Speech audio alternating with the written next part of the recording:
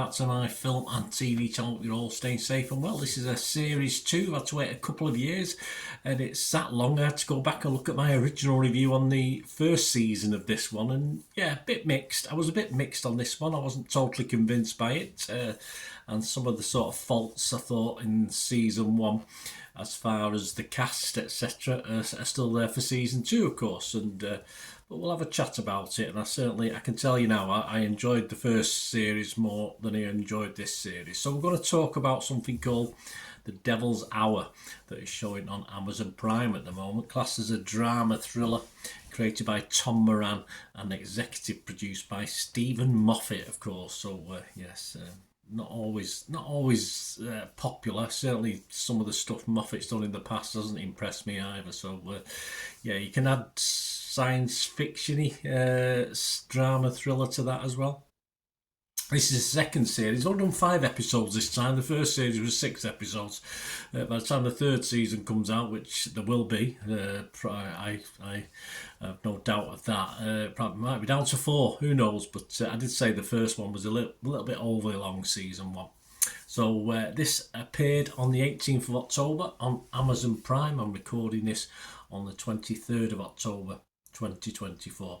Yeah, so we've got 5 around between 50 and 60 minute episodes. And yeah, season 2 picks up right where its predecessor left off. So that's probably worth at least having a look at the last episode, perhaps, although it was a bit of an underwhelming episode from looking back at my review. Yeah, a frazzled, now single mother Lucy Chambers wakes up with memories of what seems to be a past life after a near-death experience and encounter with Peter Capaldi's serial killer Gideon. She's left reeling over memories of a life she had no idea she'd lived when she made a deal with Gideon, who's lived hundreds of lives. Of course he has. He looks as though he has as well. To save her mother in exchange for stopping a terrible catastrophe. So it all picks up from the first season. So we'll have a look who's in it, who's reprising the roles, because basically it's everyone reprising the roles from last time. Please, if you are new to the channel, you like what I try and do, please push that subscribe button, push the bell notifications. It'd be great to have you on board. Do check through the channel, loads of film and TV stuff, and you'll also notice the odd things, well, quite a few things on football, my team Manchester City as well. So if that's any interest, or you know somebody might be, if you're not, please give a kick in my direction. I'll be very, very grateful. And there are ways, if you like what I try and do, want to help support me, and it you know, it might just be a little bit of time watching an advert or something like that, please stay tuned at the end of this review for ways you can sort of help me and help support the channel. That'd be much appreciated. And give us a like, guys. It's always nice, isn't it, to get likes? Well, it stars, of course, Jessica Raine is back as Lucy Chambers, Peter Capaldi, of course, as Gideon Shepherd. We've got Nikesh Patel as Ravi Dillon, Benjamin Chivers as Isaac Chambers, Phil Dunster as Mike Stevens, and Talia Walker Bassols as Meredith Warren. My thoughts on this? Well, Jessica Raine, yeah, appeared a little word wobbly at times, a little bit nervy. Now, I've never really noticed that with this actress, whichever you call them now, before, but it might be the role she's playing and she's supposed to be, but just a little bit of a warble. Not all the time, just in certain scenes, and perhaps when you don't expect it. It's not as though she's in a scene where she's on edge. So yeah, I'm not too sure on what's going on with Jessica there, but to say it's just something I noticed. It's only a very minor thing.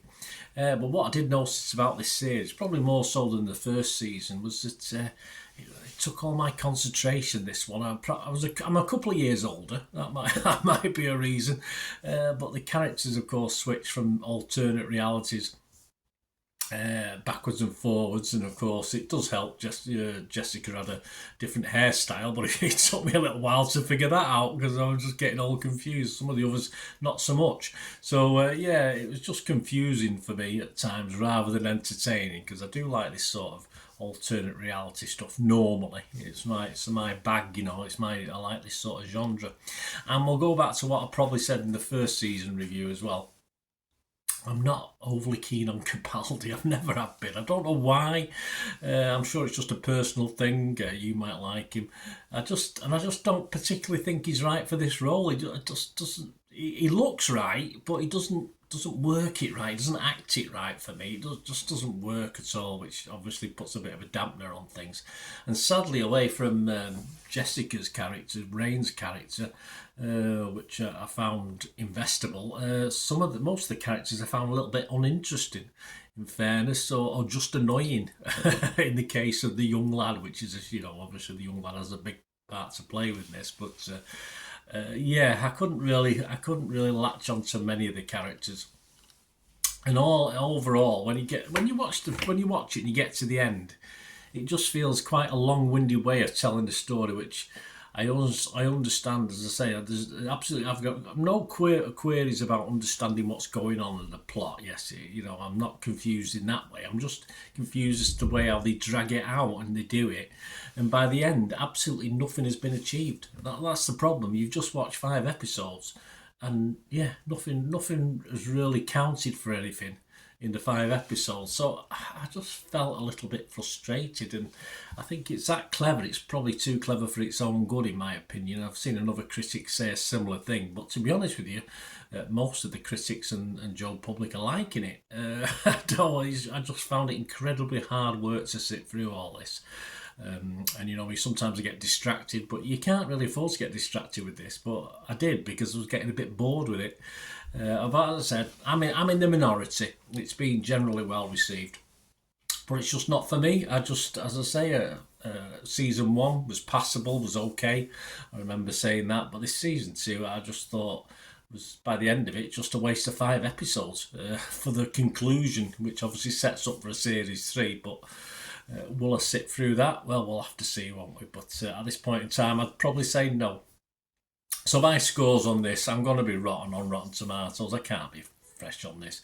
I'm going to be negative on Metacritic, and I can't give it a score. I can't give it a 5. I say that I might give it an extra mark for the very ending, but then you think, well, yeah, but that we've accomplished nothing, because I quite like the end, but it didn't. It meant the whole 5 episodes was just a write-off. It's just stupid. I just got annoyed with it, so I'm not going to give it a score. If I don't give something a 5 out of 10, then I don't score it, so I'm not going to do that. But as I said, I'm in the minority. Other people are liking it, so I wouldn't, even though I'm not recommending it, I wouldn't put you off having a watch, guys, especially if you like the first one. And I certainly wouldn't watch this without watching the first series. Ben Dowell from the Times, he liked it. He gave it 4 out of 5. He said, the ambition of this show is nevertheless breathtaking, even if at times you feel that scriptwriter Tom Moran has chucked just about every TV drama ingredient he can think of into a cauldron. Maggie Basella from Collider website gave it 80%. She said, the Devil's Hour never doubts itself for an instant, and even when it's hard to keep things straight, which I won't lie happened more than once for me, join the club, Maggie, you're never in doubt that it knows what it's doing. Probably not. That will come to some kind of conclusion, not a great one, that feels right, even if it might not be totally satisfying. Well, that is what I found very totally dissatisfying, unfortunately. But for Maggie, she was fine with it. Rotten Tomatoes audience, generally no score, but an 83% positivity. And Internet Movie Database, of course, it's linked with season 1, so there's no independent score, but the episodes of season 2 scoring anywhere between 8.2 and 8.9, so it is well like this, guys, but just not for me. Do you agree with me? That's what I'd love to know, because I mean, for 5 hours television, I just thought that's 5 hours totally wasted by the time it got to the end scene, which I said was probably the best bit of the actual thing. They started with the end scene and then carried on from there, and we got a bit of a better story. I might have been happier, but there you go. Let me know what you think, guys. I say it just wasn't for me, this. I'm sorry, although, as I said, I'm not going to put you off because some other people are liking it, but just too clever by half for me. It's just too smarty, and is that it? I thought at the end, thanks for that. You've not sorted anything out as far as plot and story goes. That's how it is. Anyway, let me know what you think, guys, and please if you do like my attempts to inform, please stick with me and find ways you can help support the channel as well. Right, a quick shout out before we go for my sponsors at the moment. Piat6505, they've got a little eBay shop. They sell movie posters from the 1990s and 2000s, some great films, some great actors, so please check the link in the comments section below and you'll go straight to the shop. dispatch everything between 24 and 48 hours. So if you see anything there, you want to order it, you can also mention my name. I mean, they are sponsoring me, so I do my little deal as well. So you can get 10% off if you buy anything. Just mention me. Just say Bernard sent you, and they'll give you a 10% reduction on your order price. My thanks to Piat6505. If you're interested in sponsoring the channel yourselves, guys, supporting the channel by sponsorship, just let me know. My socials are on screen there, so just contact me about that and we can have a chat. Other ways to help me out, guys, if you watch the ads, if the ads on this YouTube ads, that helps in a very little way, but it all helps. It all, watch the pennies and pounds look after themselves, they say, don't they? Or the pennies or the 10p's look after themselves. But if you watch the ads or follow the links on the ads as well, that's always a nice way to support the channel. If you sort of hang on for it, I've done that. I watched other people's and followed the ads, just something I fancied, which does happen from time to time. Of course, you can support me by pushing that subscribe button as mentioned earlier, and that of course pressing the button so you know when these vlogs are coming out. And of course I'm always interested in your opinions, and of course if you can give us a like, that'd be wonderful as well. So thanks for watching, guys. Hopefully I'll join you very, very soon with something else. Until we meet again, I'll never ask one thing, don't I? Please stay safe, everyone. Bye for now.